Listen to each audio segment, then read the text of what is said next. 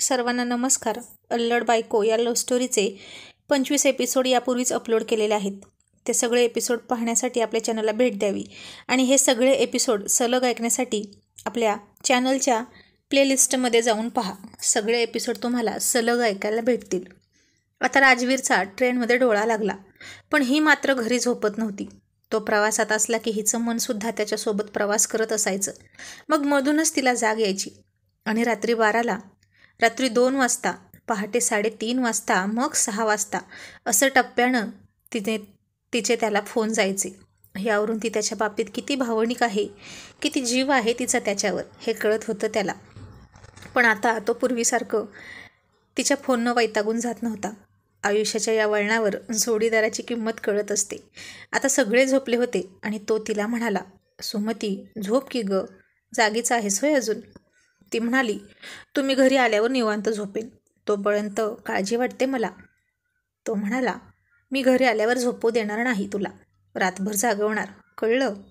ती हसून म्हणाली, मी त्याचीच वाट बघत आहे की तुम्ही मला कधी आणि किती जागवाल. 4 रात्रीची कसर भरून काढायची आहे. मग काहीजण चुळबुळ करू लागले आणि त्यानं फोन ठेवला. तो सकाळी 8 वाजता घरी येणार होता. ती लवकर उठून बसली. उठली म्हणण्यापेक्षा ती झोपलीच नव्हती रात्रभर. सारखं घड्याळाकडे लक्ष आणि उतावीळपणा त्याला पाहण्याचा. आता ती पूर्वीसारखं वागत होती.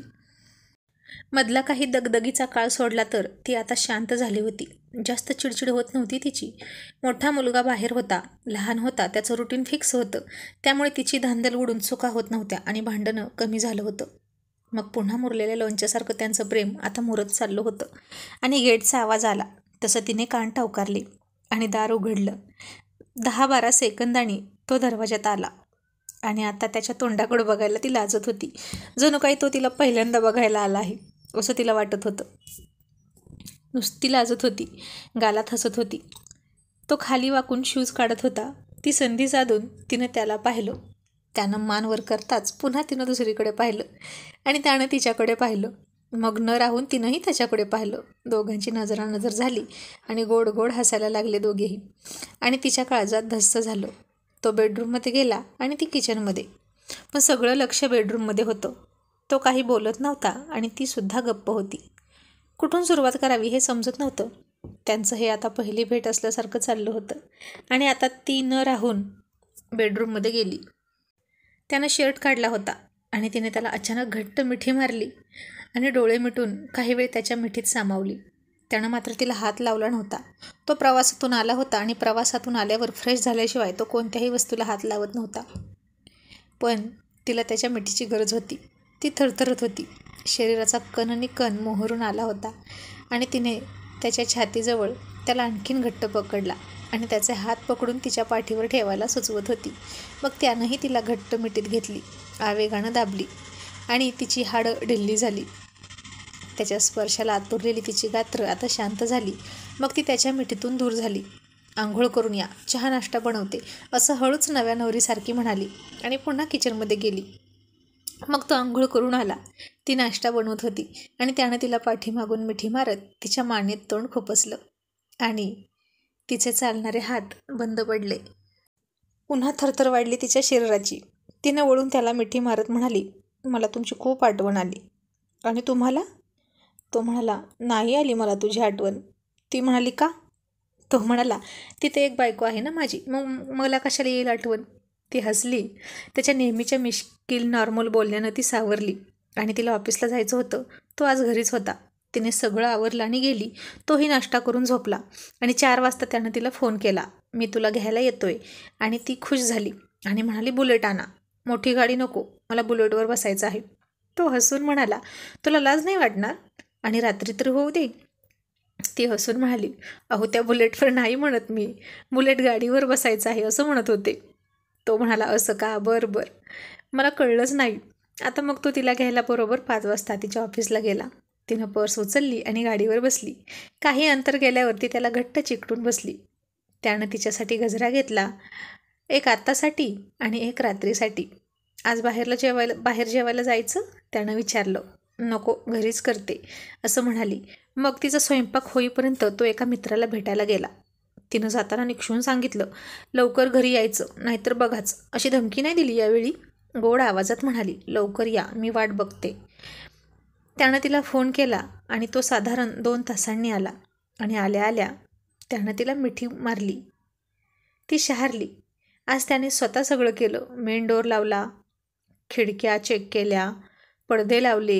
ही कामं तो रोज लहान मुलाला किंवा तिला सांगायचा, कारण त्याला स्वतःवर कॉन्फिडन्स नसायचा. पण आज काही नाही बोलला. तिला थोडं आश्चर्य वाटलं, पण खुश होती. आणि आता त्यानं न राहून तिला मिठीत उचलून घेतली आणि म्हणाला, जेवलीस का? ती म्हणाली, हो, थोडंसं खाल्लं, जास्त भूक नव्हती मला. त्याला मग तिनं जेवण वाढलं. तिचा हात पकडून त्यानं तिला समोर बसवली आणि तिला घास भरवू लागला. आजचं हे वागणं तिला अनपेक्षित होतं. या अगोदरसुद्धा तो खूप वेळा असा 4 दिवसानंतर बाहेरून यायचा, पण इतका रोमॅन्टिक वागत नव्हता. उलट 4 दिवसांचं हे इथंच पडलं होतं, तिथेच पडलं असं करून खुसपट काढून बोलायचा तिला. आता नको नको म्हणताना त्यानं तिला पोटभर चारलं. दोघे बेडरूममध्ये आले आणि तो म्हणाला, गजरा नाही लावलास? तिला अजून म्हणाली, आणते.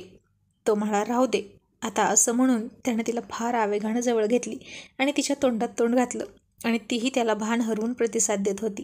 ती त्याचे ओठ चोखत होती आणि आज त्याचे ओठ तिला खूप टेस्टी लागत होते. ती सोडतच नव्हती त्याच्या ओठांना. आणि काही वेळाने कपडे दूर झाले आणि ती म्हणाली, आज काय झाले तुम्हाला? याआधी वाटला नव्हता इतकं रोमॅन्टिक वाटत आहात. आणि तो म्हणाला, मी ड्रिंक केली आहे. आणि ती हसून म्हणाली, हट, काहीही तुमचं. तो म्हणाला, अगं खरंच मी ड्रिंक केली आहे आणि आजच नाही, खूप दिवसापासून करतो. आणि त्या भोळीला त्याच्यावर विश्वास बसत नव्हता. ती म्हणाली, हे शक्यच नाही, तुम्ही असं करणार नाही, माझा तुमच्यावर विश्वास आहे. तो म्हणाला, तुला कळतं का दारू पिलेली माणसं कशी दिसतात? ती भोळेपणानं म्हणाली, नाही कळत. तो म्हणाला, तू पाहिली आहेत का कधी दारू पिऊन आलेली माणसं? ती म्हणाली, हो, आमच्या लहानपणी शेजारचे खूप पिऊन येत होते. रस्त्याच्या कडेला पडायचे, लाल लाल डोळे आणि खूप घाण वास यायचा आणि काहीही बडबडायचे, बायकोला शिव्या द्यायच्या. असा असतो दारू पिणारा माणूस. आता तिची ही संकल्पना बरोबर होती, कारण तिनं जे पाहिलं आहे तेच तिच्या मनात घर करून बसलं होतं. आणि तो तिला किस करत म्हणाला, किती भोळी आहेस गं तू, पण तुला खरंच सांगतोय, मी आज ड्रिंक केली आहे. ती म्हणाली, घ्या माझी शपथ. आणि तो म्हणाला, तुझी शपथ. आणि तिला प्रचंड मोठा धक्का बसला आणि तिच्या डोळ्यात अश्रू उभे राहिले. ती रडायला लागली. आता तो तिच्यावर होता आणि ती त्याच्या खाली. तशाच अवस्थेत ते बोलत होते.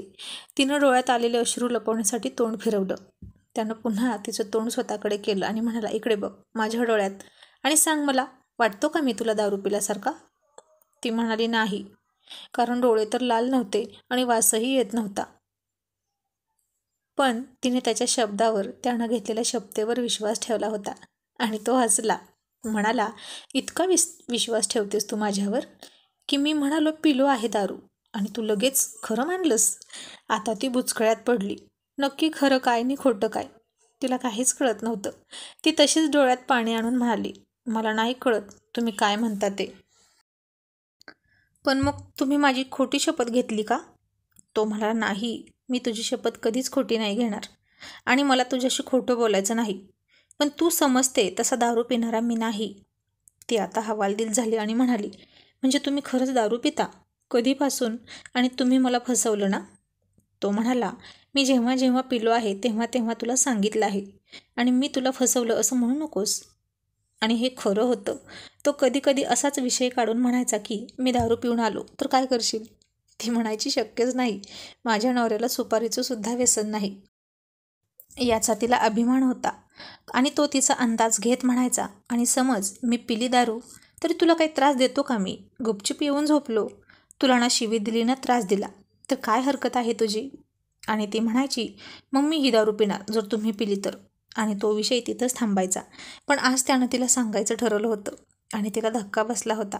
इतकी मोठी गोष्ट हे लपवून ठेवू शकतात, तीही इतकी वर्ष, आणि मला पत्तासुद्धा नाही लागला. खरंच ती इनोसंट होती आणि म्हणाली, सोडा मला, जा तिकडे, नका जवळ येऊ माझ्या. त्यानं तिला अजूनच घट्ट मिठीत पकडून म्हणाला, ऐक तरी, मी इतकं मोठं काय केलंय जे इतकी चिडतेस? अगं सगळे पितात. ती चिडून म्हणाली, सगळे शेण खातात म्हणून तुम्ही पण खाणार का? आणि त्याच्या शरीरावर किती वाईट परिणाम होतात. तुम्हाला काही झालं तर? तो म्हणाला, अगं ही गावठी दारू नसते जी शरीरावर परिणाम करेल, दारू पिणारे सुद्धा 2 गट असतात. छाटछूट 20 रुपयांचे पिऊन लोळणारे वेगळे आणि ब्रँडेड पिणारे आणि त्याचा पत्ताही न लागू देणारे यात फरक असतो. महागडे आणि ब्रँडेड दारू पिणारी लोक प्रोफेशनल असतात. इतकी वर्ष झालं मी पितो आहे, तुला कळलं तरी का? आणि ती म्हणाली, खरंच का? मला नाही कळत म्हणून तुम्ही मला फसवलं ना? ती रडायला लागली. आता त्याला तिला कसं समजवावं ते कळेना. सुमती त्याचं ऐकत नव्हती. त्याला अंगावरून ढकलत होती आणि तो तिला सोडत नव्हता. त्यानं पुन्हा तिच्या तोंडात तोंड घातलं आणि लिप लॉक किस केला आणि पुन्हा त्याच्या ओठांची ती वेगळी टेस्ट तिला जाणवली आणि तिला ती आवडली. पुन्हा ती त्याचे ओठ चोखू लागली. हे खरं होतं की तो तिला कधी कधी भांडायचा, मग पिऊन आल्यावर भांडायचा का असा प्रश्न तिला पडला. ती म्हणाली, म्हणजे तुम्ही जेव्हा जेव्हा पिऊन येता तेव्हा मला खूप भांडता हो ना? तो म्हणाला, अगं आताही भांडलो असतं ना मी तुझ्याशी, आताही मी पिऊन आलो आहे. माझं भांडण हे माझ्या मनस्थितीवर अवलंबून आहे आणि तुझ्या चुकांवर. पण तुला वेडं वाकडं काहीतरी बोललो आहे का? शांत आहे ना मी. अगं काही प्रॉब्लेम नसतो. ती म्हणाली, म्हणजे तुमचा एक मित्र पाठीमागे म्हणत होता की तुम्ही पिता, पण मी मात्र विश्वास ठेवला नाही. त्यालाच वेड्यात काढलं होतं. आणि खरंच सुमतीने त्यालाच वेड्यात काढला होता. तिचा राजवीरवर खूप विश्वास होता. राजवीर कधीच पिणार नाही असा तिचा ठाम विश्वास होता, कारण जोपर्यंत तो त्याच्या तोंडानं सांगत नाही ती कुणावरच विश्वास ठेवत नव्हती. आतासुद्धा ती त्याच्यावर विश्वास ठेवत नाही. अजूनही तिला विश्वास बसत नव्हता की तो तिच्याशी असं खोटं बोलेल. ती म्हणाली, आणखी काय काय खोटं बोलत असता माझ्याशी? मगाशी म्हणालात चेष्टेत की तुम्हाला माझी आठवण नाही आली कारण तुमची तिकडं दुसरी बायको आहे, म्हणजे खरंच असणार ना? आणि ती पुन्हा रडायला लागली. या अल्लड मुलीने अजून एक गैरसमज करून घेतला. तो म्हणाला, अगं मी ते मुद्दाम म्हणालो. ती म्हणाली, मग दारूचं सुद्धा याच्या आधी मुद्दाम म्हणायचा आणि ते खरं निघालं, मग हे सुद्धा खरं निघणार.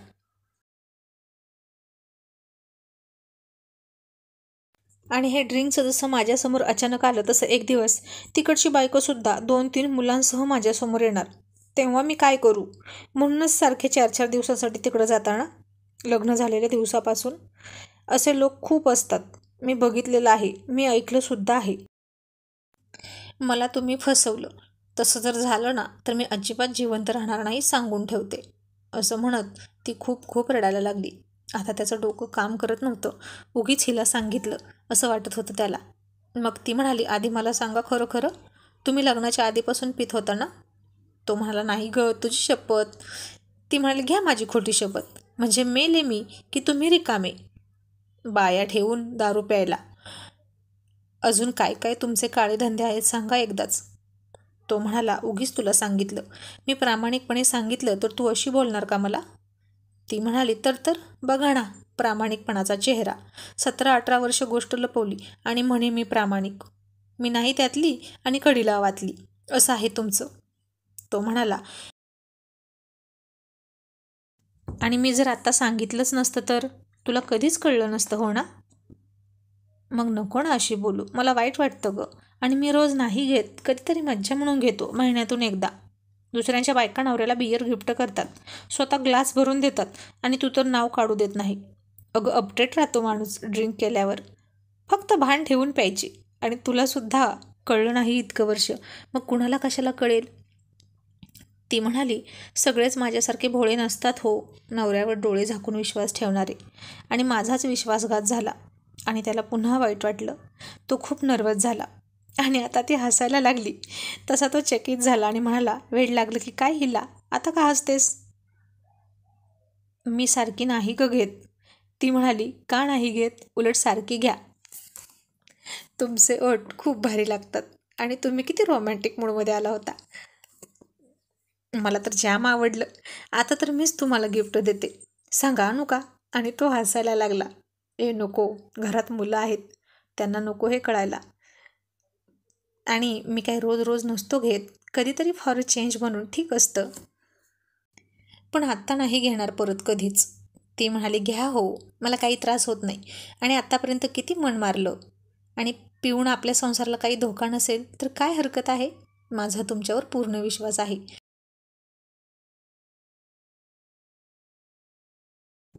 आणि असं पिक्चरमध्ये पितात तसे प्रोफेशनल पिताना तुम्ही हिरोसारखे. मला तर खूप आवडायचा पिक्चरमध्ये हिरोचा तो लुक. आता तीही इच्छा पूर्ण झाली माझी, अशी म्हणून हसत होती. आणि राजवीर मनात म्हणाला, वाचवलं हिच्या पिक्चरनं, आता हिला अजिबात अडवणार नाही, सारखा टी व्ही बघू देणार. असं म्हणत ती त्याचे ओठ तिच्या तोंडात घेऊन चोखू लागली आणि तोही तिचे ओठ चोखू लागला.